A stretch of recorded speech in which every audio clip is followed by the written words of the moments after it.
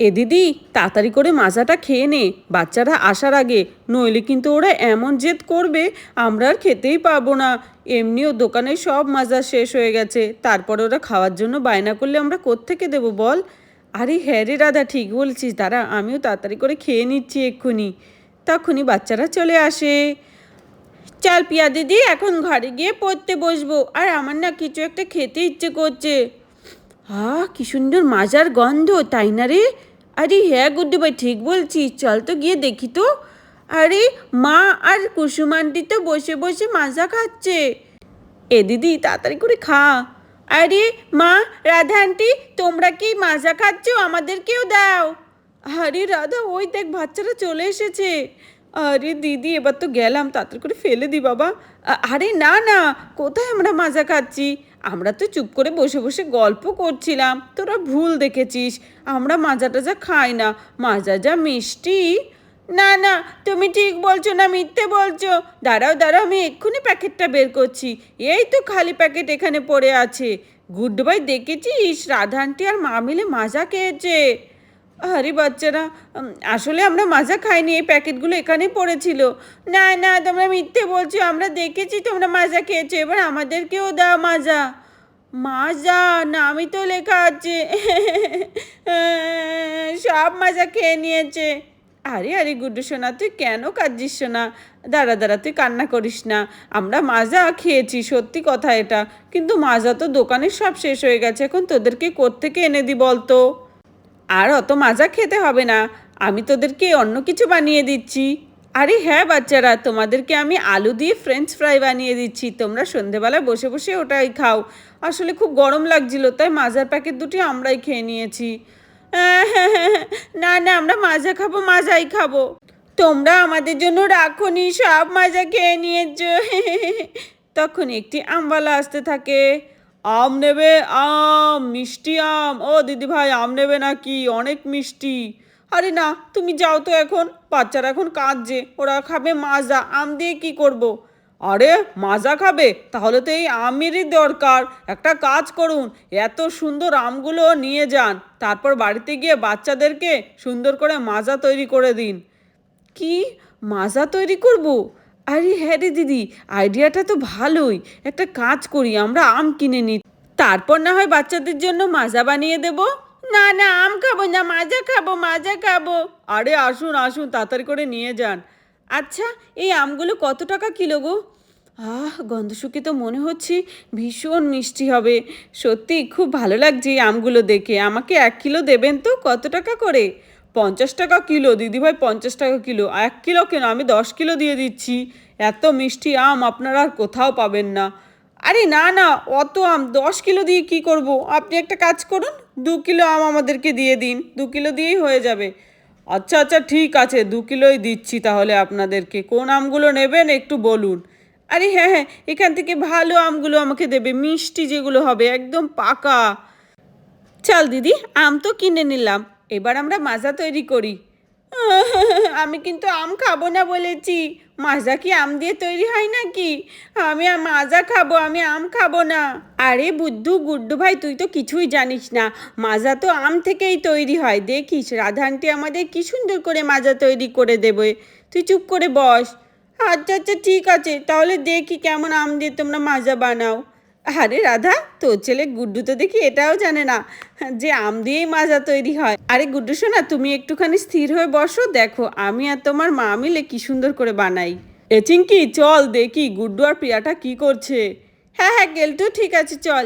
আরে গুড্ডু, প্রিয়া কি করছিস? আরে বাপরে, কত সুন্দর আম।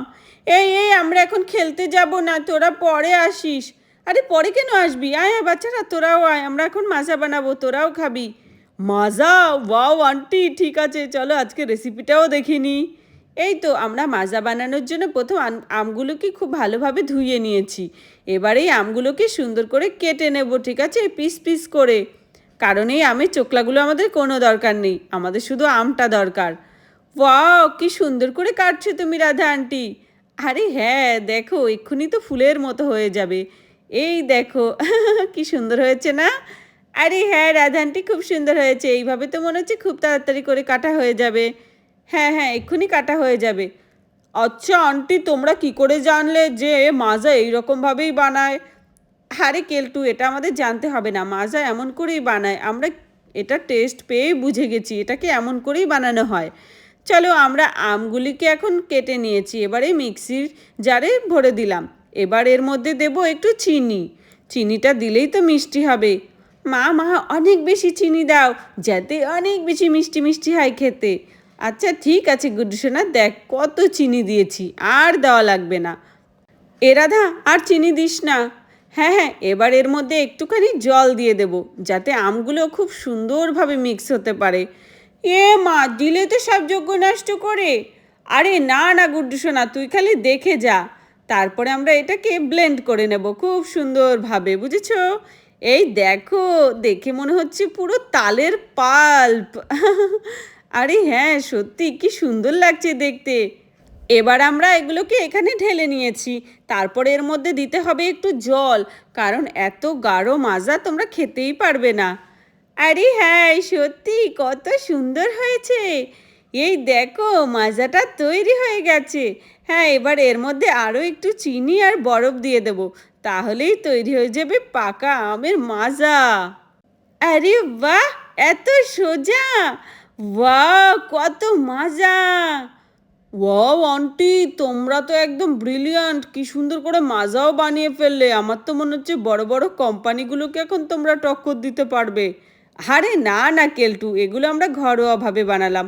ওরা তো এর মধ্যে আরও অনেক কিছু দেয় টেস্ট বাড়ানোর জন্য, কিন্তু আমাদের কাছে এটাই অনেক ভালো, এটাই স্বাস্থ্যকর।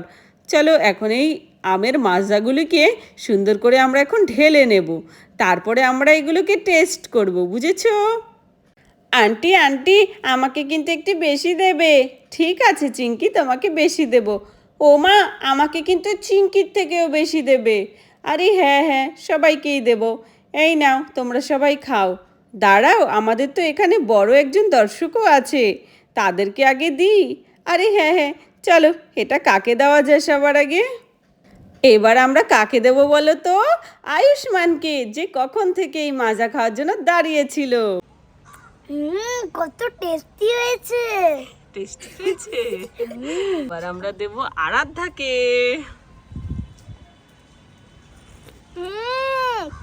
পুরো মাজার মতো খেতে হয়েছে।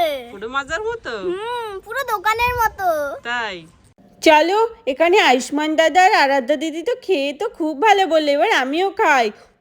খুব টেস্টি। গুড্ডু ভাই দেখে। হ্যাঁ হ্যাঁ, এটা তো খুবই আমি হয়েছে। মা, আমাকে তুমি এইভাবে রোজ বানিয়ে দেবে।